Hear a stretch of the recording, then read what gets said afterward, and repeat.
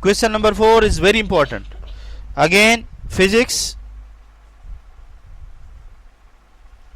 first year, chapter number 6, question number 4. आप सवाल समझेंगे तो आसानी से समझ में आएगा. सवाल है,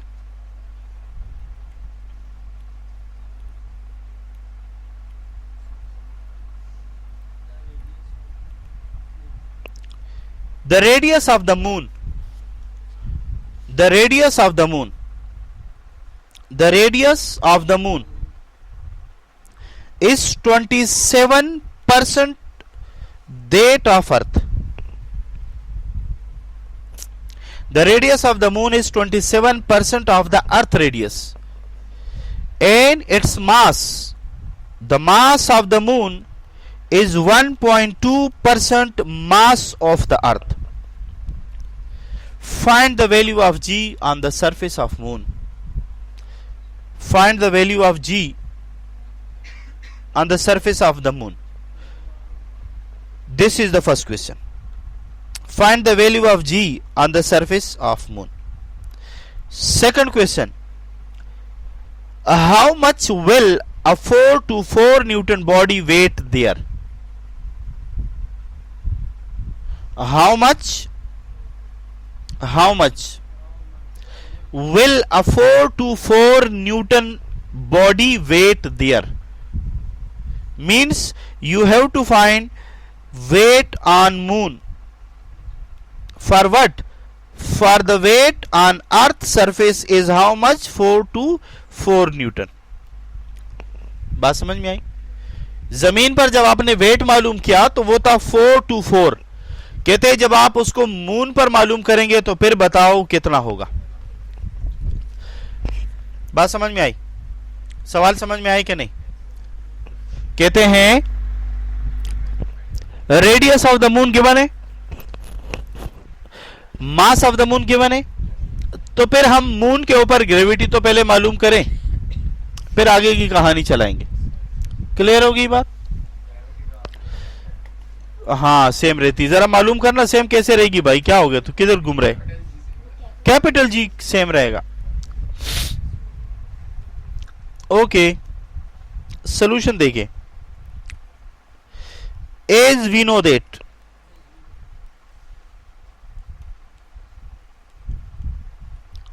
the value of G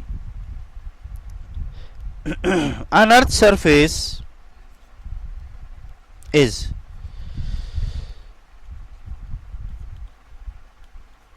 it clear? किसी को कोई डाउट?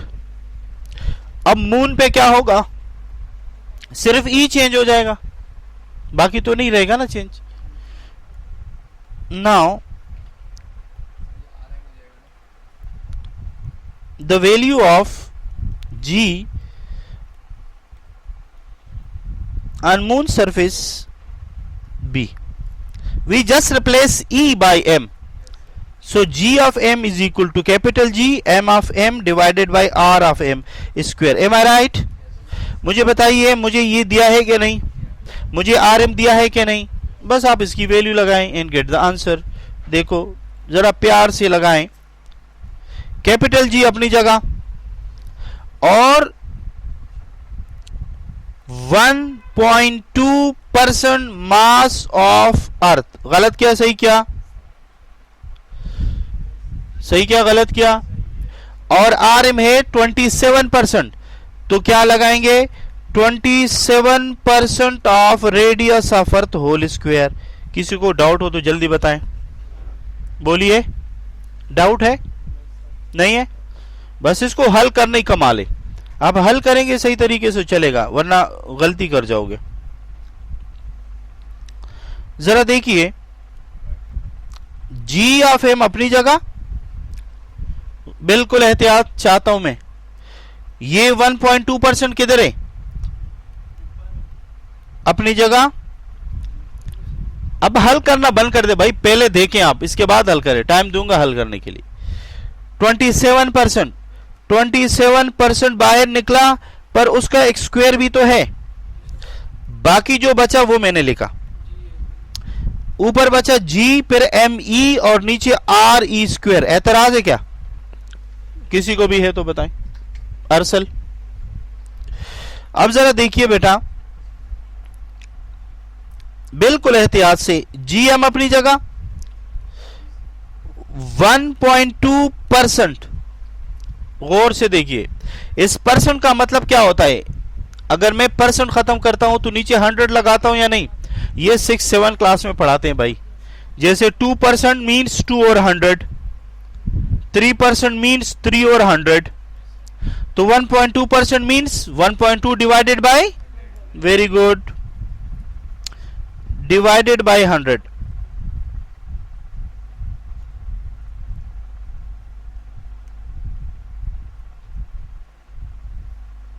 फिर एक नीचे लाइन, ये वाला लाइन, फिर 27 है तो 27 को भी तो लिख सकता हूं।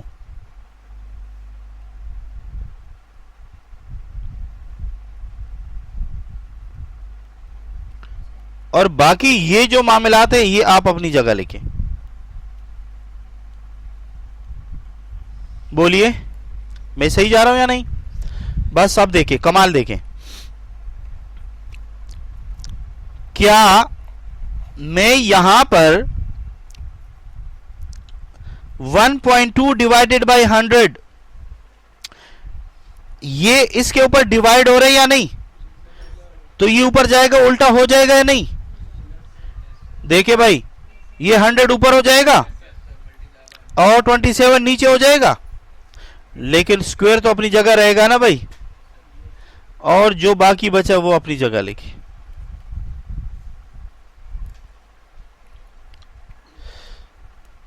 जी एम 1.2 इंटू 2 दफा 100 ऊपर लगाया, गलत है सही है? 100 नीचे लगाया, 2 दफा 27 लगाया, गलत है सही है? और इस पूरे की जगह क्या मैं जीई लिख दूं? कोई गलत तो नहीं होगा? अब बताएं, कैंसिलेशन है? ले जी, कैंसिल कर दे, 100 कैंसिल विद 100, जो बचा उसको मैंने हल कर दिया। हल करने से क्या आंसर आया मेरे पास? बोलिए, 1 पॉइंट समथिंग आएगा, 1.61। आप एक दफा इसको करें,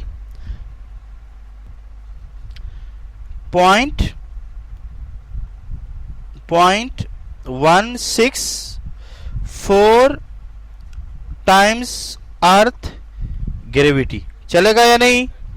और अगर आप इसको मल्टीप्लाई करते हैं तो फिर क्या करेंगे? 0.164 मल्टीप्लाई 9.8, मल्टीप्लाई करेंगे 9.8 से तो वी हैव 1.613 मीटर और second square. This is the value of G on the moon surface. बोलिए, ये मून की सरफेस पर जी की वैल्यू है। अच्छा, जमीन पर कितनी है? 9.8। वहां कितनी है? अब जमीन पर जो वेट होगा वो वहां थोड़ी होगा।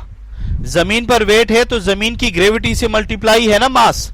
अब वहां की मास चेंज तो नहीं होगी, पर जी से मल्टीप्लाई होकर वेट तो चेंज हो जाएगा। बिल्कुल एहतियात से देखें, ये बच्चे समझने में थोड़ी सी गड़बड़ करते हैं। सबसे पहले मैंने यहां बनाया जमीन। इस जमीन के ऊपर आपने कोई भी वेट रखा है, वो वेट है 424 न्यूटन, चलेगा? बताओ इसके ऊपर जी की कौन सी वैल्यू है? Very good. तो इसका मतलब यह है कि अगर मैं इस पर 9.8 डिवाइड करूंगा तो मुझे मास मिल जाएगा। गलत बोल रहा हूं क्या? फार्मूला है ना W बराबर mg, तो मुझे m चाहिए तो g पर इसको डिवाइड कर दूंगा। तो जनाब जब मैंने इसको डिवाइड किया 424 डिवाइडेड बाई 9.8 तो मुझे 43 पॉइंट कितना मिला? 43.26 किलोग्राम। अच्छा, ये वो मास है जो मैं ऊपर लेके जा रहा हूं। ये लो, मैं मून पे पहुंच गया भाई, ये मून पे मैं पहुंच गया। मैं चाहता हूं मून पर वेट, तो फार्मूला बनेगा mass into gravity of the moon. अब जरा देखिए, मास में तो कोई तब्दीली नहीं है, क्यों भाई? Law of conservation of mass. Mass को ना तुम खत्म कर सकते हो ना मास को तुम पैदा कर सकते हो। मास हमेशा अपने आप को कांस्टेंट रखेगी। हाँ जी, केमिस्ट्री में भी ये पढ़ा है आप लोगों ने। हाँ, before reaction and after reaction the total mass remains constant. बात सही है क्या नहीं? So law of conservation of मास के हिसाब से आप 43 ऊपर लेके जाएंगे तो वो 43.26 ही रहेगा। अब जरा देखें, यहां पर मैं लगाऊंगा 43.6 और उसके बाद देखें मल्टीप्लाई बाय ये कितना निकला यहां से 1.613, तो मल्टीप्लाई करो 69.9 या जो भी आएगा कितना रहे। चलो जी,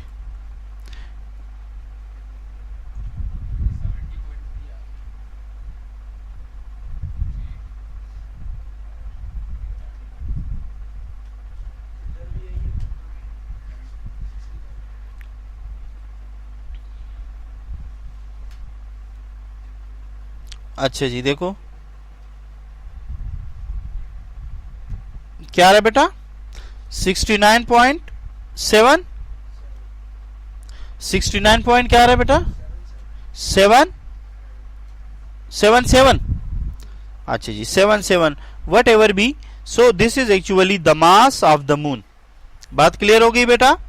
अब इसका मतलब ये हुआ जमीन पर कितना है 424।